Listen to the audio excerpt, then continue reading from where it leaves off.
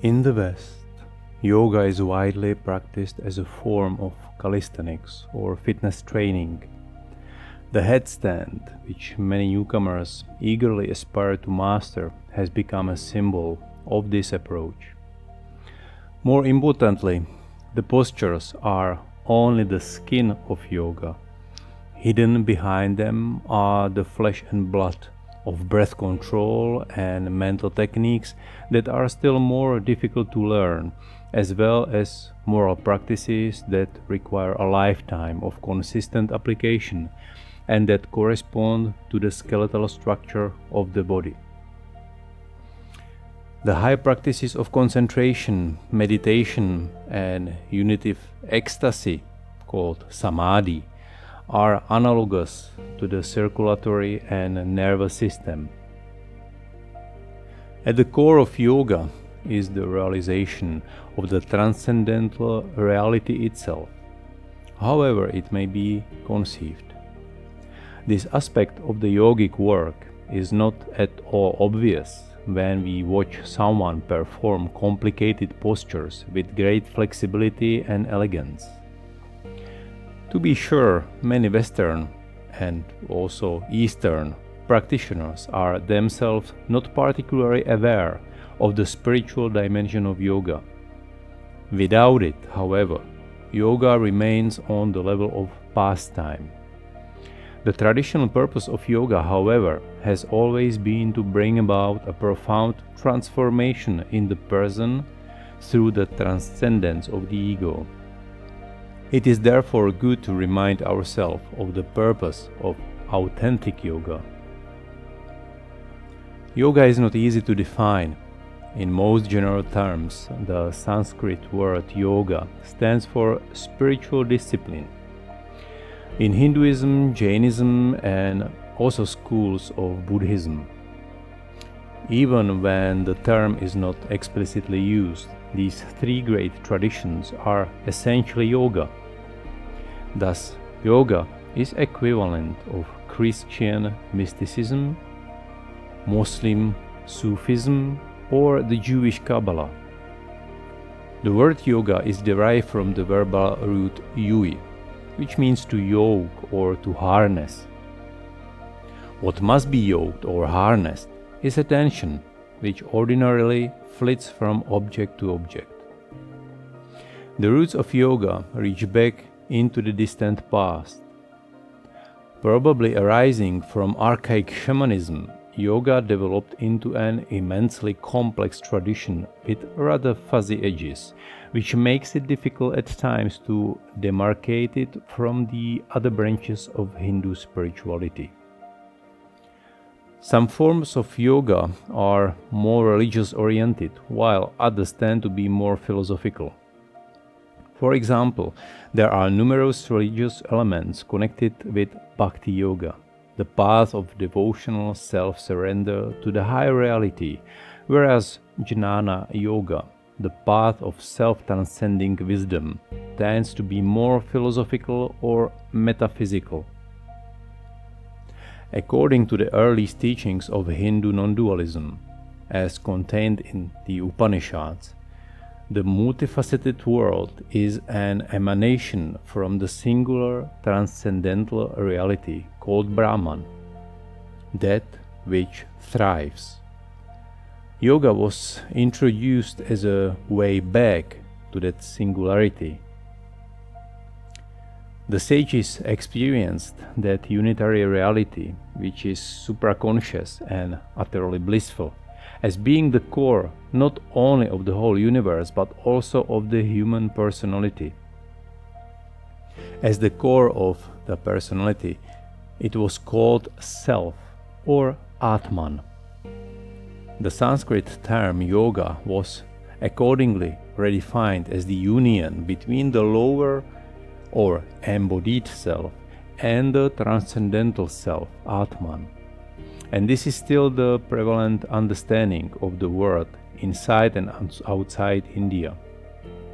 However, even yoga as a union includes an element of yoking, for the lower self cannot merge into the higher self without proper focusing of attention. Most non-dualist school of yoga teach the ideal of Jiva Mukti, or living liberation. According to this teaching, we do not need to die before we can realize our true identity, the self.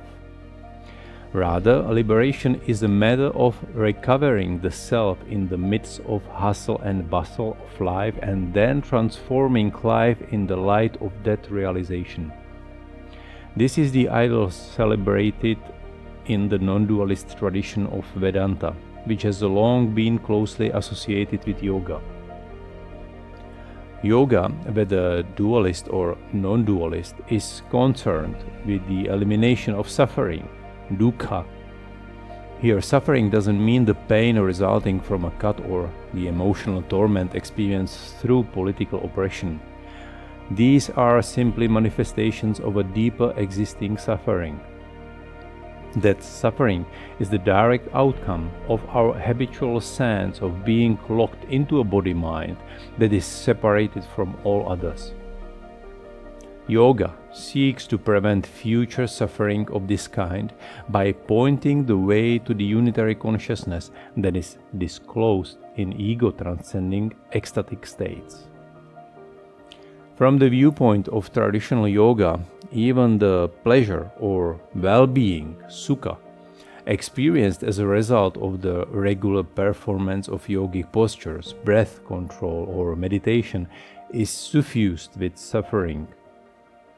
First of all, the pleasure is bound to be only temporary, whereas the innate bliss, ananda, of the self is permanent. Second, pleasure is relative. We can compare our present sense of enjoyment with similar experiences at different times or by different people. Thus, our experience contains an element of envy. Third, there is always the hidden fear that a pleasurable state will come to an end, which is a reasonable assumption. Yoga is a systematic attempt to step out of this whole cycle of gain and loss. When the yogi or yogini is in touch with the reality beyond the body-mind, and when he or she has a taste of the unalloyed delight of the self, all possible pleasures that derive from objects come to lose their fascination.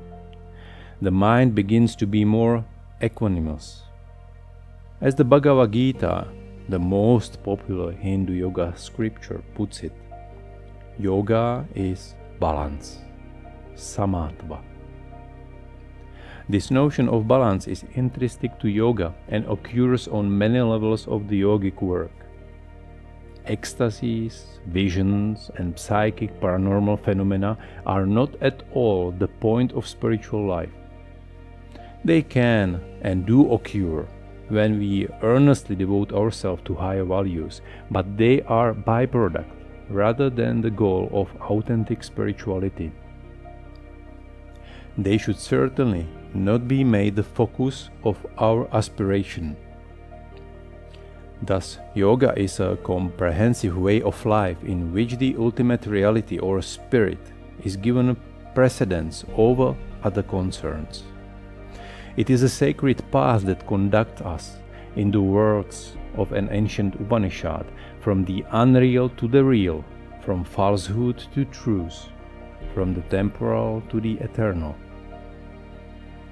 Supramystical or integral form of the yogic path does not deny life. It also does not reject the faculty of reason, as it is typically the case with mystical yoga. This has been clearly understood and elaborated by the Western sage Paul Brunton, who drank deep from the fountain of Hindu yoga and Vedanta. In his notebooks he wrote, "It is not enough to negate thinking. This may yield a mental blank without content. We have also to transcend it. The first is the way of ordinary yoga. The second is the way of philosophic yoga.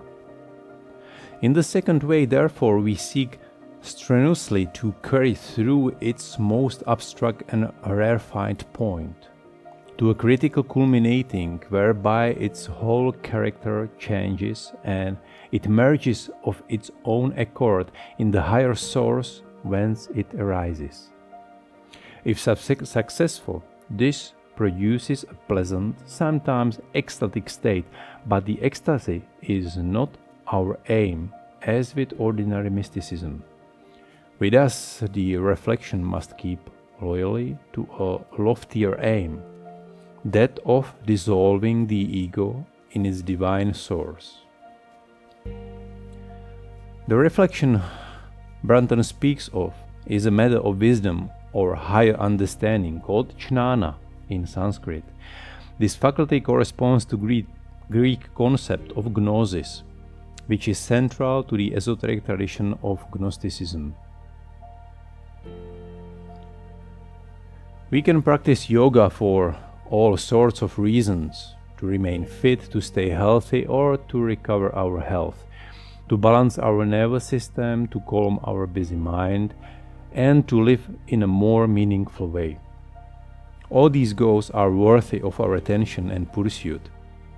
Yet, traditionally, yoga has for several millennia been employed as a pathway out of suffering, dukkha, and to liberation, called sometimes moksha or nirvana, or enlightenment, bodhi. Long ago, the masters of yoga recognized that we can never be completely satisfied with life until we have found the source of happiness beyond pleasure and pain. Even when we are completely fit and healthy, enjoy our relatively balanced nervous system, and live in an apparently meaningful way, deep down we still feel ill at ease. We just have to dig deep enough to go past all the layers of limited satisfaction. The kind of satisfaction that depends on having just the right sort of external circumstance. We can easily discover whether we are truly content and happy when we lose our job, have our marriage break up, or have a good friend suddenly turn against us. In the case of a great yoga master, these events will not cause as much as a ripple in his or her mind. We are pure consciousness and at one with the source of all things. This is what the Hindu yoga tradition also calls self-realization. The self or spirit is supraconscious, immortal, eternally free, and unspeakably blissful. From a yogic point of view, there is no higher attainment than this, nor is there a pursuit for more worthy than this. For when we have realized our true nature as pure consciousness or awareness, whatever we do will be infused with the freedom and bliss of that realization. We are all right in any circumstance and can enrich all circumstances with wisdom and compassion, so as to benefit other beings. Even though yoga originated and for thousands of years developed in Indian soil, it understands itself as a liberation tradition for all humanity. Its moral foundations are held to be universally true. Its physical and mental practices are designed for our common human body and mind. Its goal, the transcendental reality, is the ground of all existence. There is no evidence that the human mind or psyche has changed significantly over the last 5,000 years. Progress has shown itself to be a flimsy concept. We have not become more moral or intelligent. We definitely have not become wiser. Certainly, our knowledge of the universe has reached unparalleled proportions through the efforts of science, but this has not changed the quality of our thinking. The best thinkers of the ancient world compare favorably with the best thinkers of modernity. The most that we could claim is that today a large number of people participate in scientific knowledge and the wonders of technology. But all this knowledge has not contributed to us living freer and happier lives. Most members of our species, sadly enough, are quite dysfunctional despite science and technology. This can easily be seen from the statistics on mental health, crime and war. We know a great deal more about many more things than our forebears, but exceedingly few of us have a clear picture of life. If anything, knowledge has made us more confused. We have lost track of the essentials by which we can live more meaningful and with contentment. Our lives have become incredibly complicated, with stress relentlessly undermining our health and sanity. Yoga offers answers to the fundamental questions of human existence. Who am I? Why am I here? Where do I go? What must I do? Whenever we pause long enough in the midst of our hectic lives, these questions surface from oblivion. When they do, few people have plausible answers to them. But without such answers, we are merely adrift. Yoga, of course, actively undermines conventional patterns of existence, at least insofar as they prevent inner freedom, peace, and happiness. In that sense, it is a radical teaching which goes to the root of the problem: lethargy, fear of change, prejudice, self-delusion, all of which can be summarized as ignorance, avidya.